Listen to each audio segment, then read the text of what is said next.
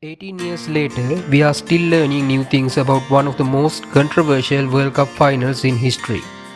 Ricky Ponting recently revealed that Sri Lanka didn't push for a reserve day in the 2007 final despite the bad playing conditions since they had to catch a flight on the same night. Sri Lanka really accept their fate without a fight? Or there is more to the story? Let's break it all down. But before we get to that, here's what's coming up in today's episode. Kapil Dev's final test match, the end of a legendary career. Pakistan's unforgettable 1992 World Cup triumph. The end of Australia's historic unbeaten World Cup run.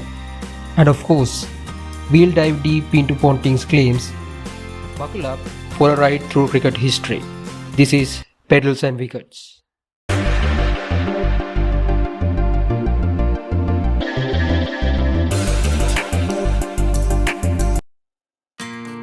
Segment 1.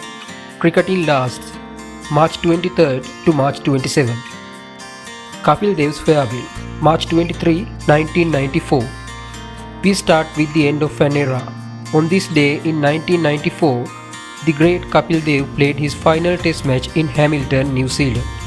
Over 16 years, he redefined all-round cricket, finishing with 5,248 runs and 434 wickets, then a world record. A few months later, he also bowed out of ODIs, cementing his legacy as India's first World Cup winning captain.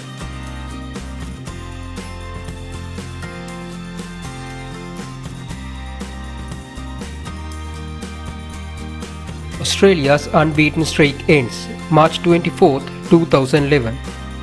Fast forward to 2011, where Pakistan shocked the world by ending Australia's historic 34-match unbeaten streak in World Cup cricket. A 4-wicket victory in Colombo marked the first time since 1999 that Australia had lost a World Cup game. A streak that lasted 12 years finally was broken.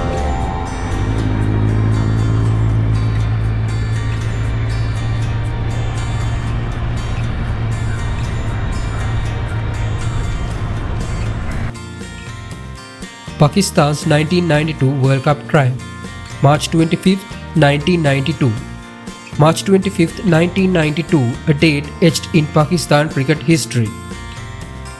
Imran Khan's cornered Tigers started the World Cup poorly, but they peaked at the perfect time.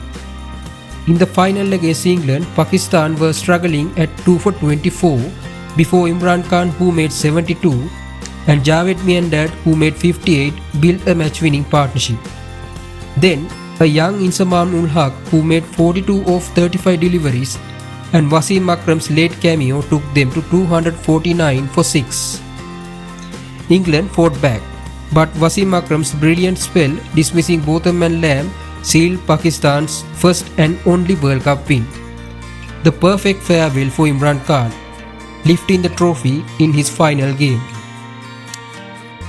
Youngest Test cricketer, March 26, 1959. Pakistan made history again in 1959 when 15-year-old Mushtaq Mohammad made his Test debut against West Indies. He remained the youngest Test cricketer for nearly 4 decades before another Pakistani, Hassan Raza, broke the record in 1996. The birth of the Sachin Tendulkar opening era, March 27, 1994. March 27, 1994, a day that changed ODI cricket forever. India promoted Sachin Tendulkar as the opener for the first time, and he responded with a blistering 82 of 49 deliveries against the New Zealand. That decision defined his career. Sachin went on to score over 50,000 runs as an opener with 45 centuries. That wraps up this week's trip down the memory lane. If you enjoy the historic deep dives, follow our Facebook page. The link is in the description. Segment 2. Recent cricketing events.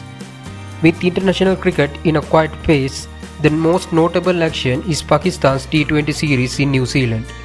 In my last video, I spoke about Pakistan's inconsistency. Well, After a brilliant run chase in the third T20 international, they lost back-to-back matches and ended the series with a 4-1 series loss. Segment 3. Ricky Ponting on the 2007 World Cup final. Now, let's get into the story that caught my attention this week. But first, let's check out this video. Only 2 or 3 overs left. It gets to this stage and the umpires go, "Oh, we're going to have to go off, but you're going to have to come back and finish the game tomorrow." What? And I said, "No, I'm not." I said the game's done. And I said, my players know the game's over. Yeah. They know they've won the World Cup. I won't be able to find half of these boys to come back and play again tomorrow. So you better get it done tonight. Yeah. And Sri Lanka, they had a flight out that late. They were going home late that night. So they actually agreed to go back out.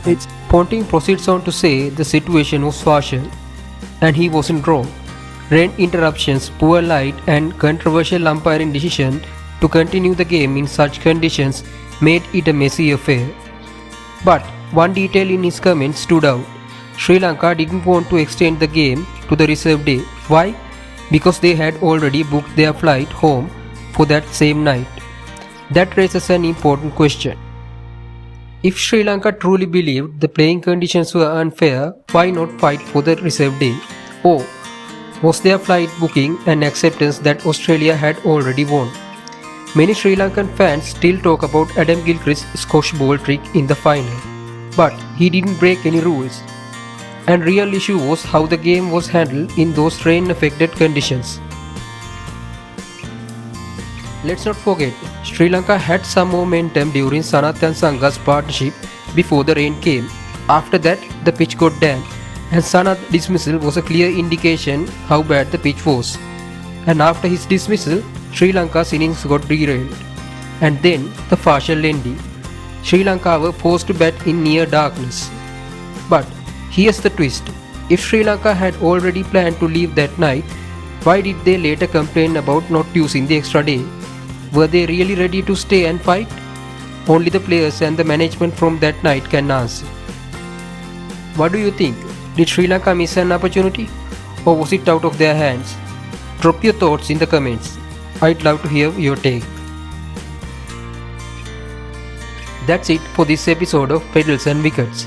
As always, some of the point of view cycling clips you saw are from my weekend ride through Colombo. If you have enjoyed at least one part of this video, do me a favor. Hit that subscribe button. Also, let me know in the comments.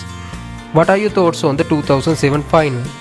Which of today's cricketing moments was your favorite? I'll be back with another episode soon. Until then, take care, enjoy cricket, and if you love cycling, get out of there and ride. See you in the next one.